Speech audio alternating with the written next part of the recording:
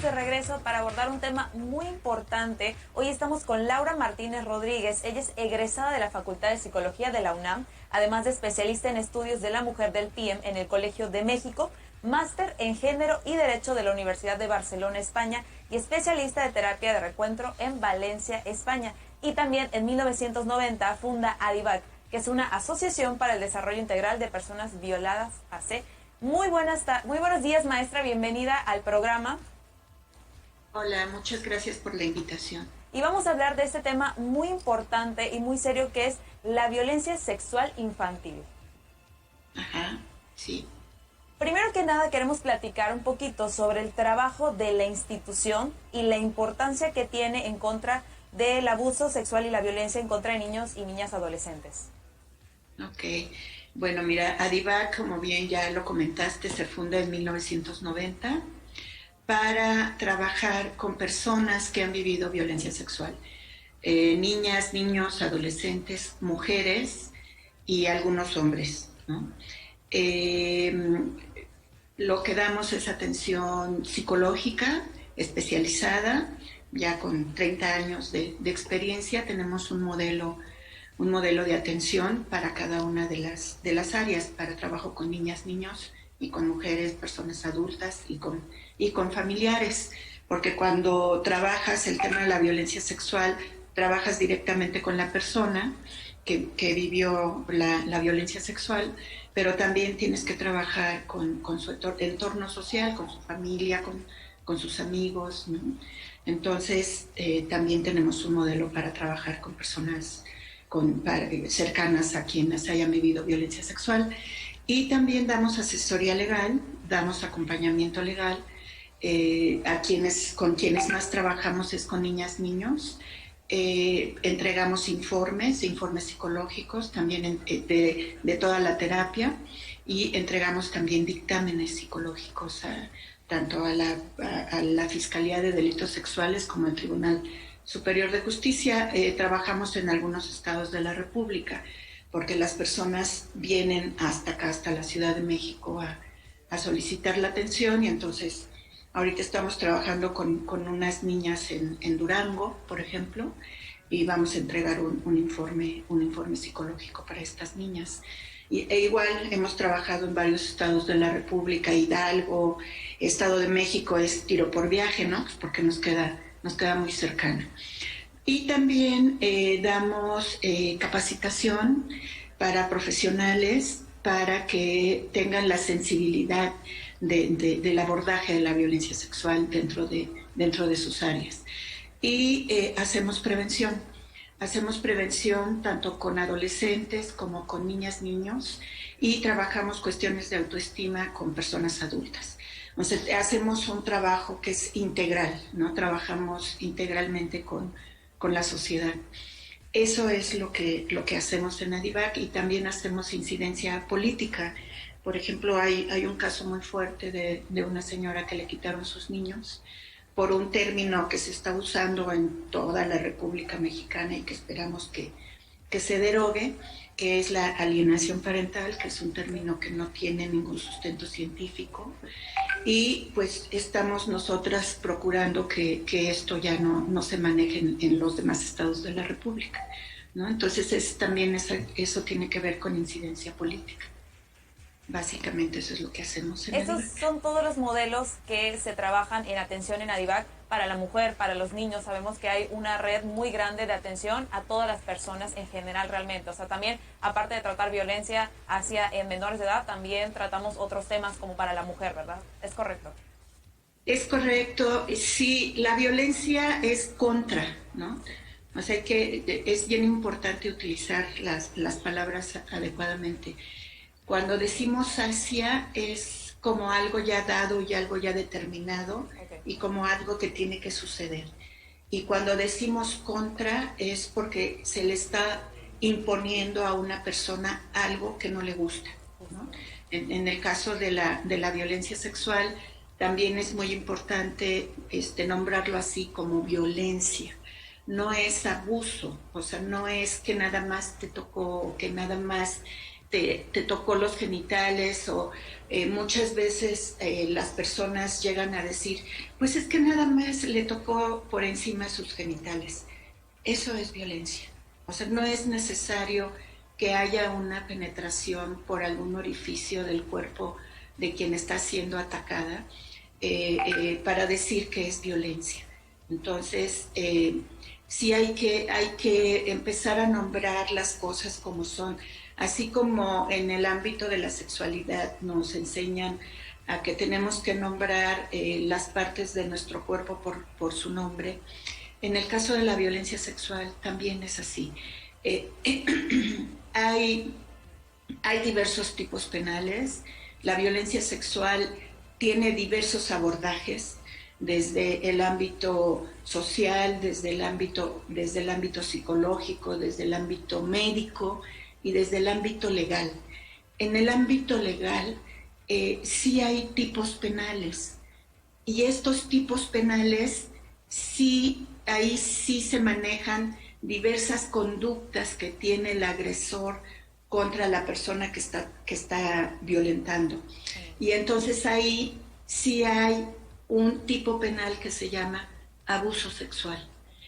El abuso sexual no nada más lo viven niñas, niños y adolescentes. El abuso también lo viven las personas adultas, pero en el tipo penal legal sí está bien especificado que es tocar el cuerpo de la persona o decirle cosas o mostrarle cosas en la televisión o por la computadora o en el celular, etcétera, que tengan contenido sexual y que a la persona pues le está incomodando y no le gusta esa situación. Eso es abuso, y en algunos estados de la República lo llegan a tipificar como hostigamiento, ¿no? Y no se llega a la cópula, o sea, no hay penetración. Y la violación, que así se maneja en el tipo penal, la violación, ahí sí hay penetración. Puede pasar todo lo del abuso o del hostigamiento sexual y culminar o terminar con una penetración en alguna parte del cuerpo de la persona, ¿no? Por ejemplo, cuando un niño o una niña hacen felatio al agresor, en muchas ocasiones no lo tipifican los operadores de la justicia como violación, sino lo tipifican como abuso. Entonces, ahí es a donde sí tenemos que ver muy bien cómo se siente la persona en el ámbito psicológico y en el ámbito social. Es violencia sexual. A quien le corresponde ponerle un tipo penal es al operador de la justicia. A nosotras, tanto en el área de comunicación como en psicología, como hasta te podría decir que los médicos, porque cuando los médicos hacen una revisión de una niña o un niño que les dicen que vivió violencia sexual, si no es médico legista, él no va a determinar, ni el médico legista ni el médico que está o médica que está revisando a un niño o a una niña, no van a decir que vivió violencia sexual. Lo único que van a decir es qué alteraciones físicas tiene en su cuerpo, si está lastimada de sus partes íntimas, qué grado de afectación tiene en sus partes íntimas. Y el médico general o el médico pediatra o el médico ginecólogo, además de que identifica esas alteraciones físicas en el niño o la niña o la persona adulta, receta, da un tratamiento. Y el médico legista no. El médico legista lo único que hace es ver qué daño tiene en su cuerpo y eso lo reporta al Ministerio Público. Le dice, está lastimado de sus genitales, si es en la vulva, dice, tiene lastimado.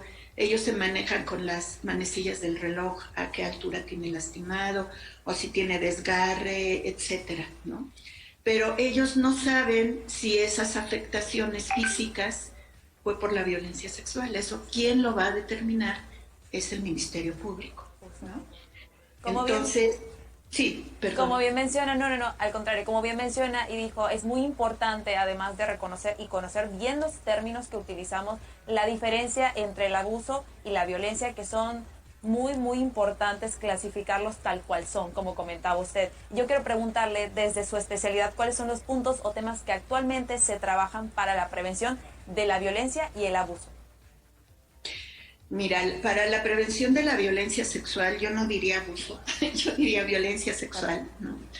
Quien debería de tener todo un método, una metodología, un modelo de intervención y un modelo de prevención, en este caso, pues es la SEP, ¿no? La SEP debería de tener en todas las escuelas, tener talleres que tengan que ver con cómo acercarse a los niños para trabajar comunicación, familia, autoestima, y ahí entra sexualidad y en sexualidad entra violencia sexual, ¿no? Entonces, sí es bien importante que desde la SEP pudieran tener integrado un modelo así, lo vuelvo a repetir, un modelo integral para trabajar con niñas, niños y adolescentes, ¿no? Porque sí están pasando muchas situaciones Sí. desde que yo empecé a trabajar en el 83 el tema de violencia sexual.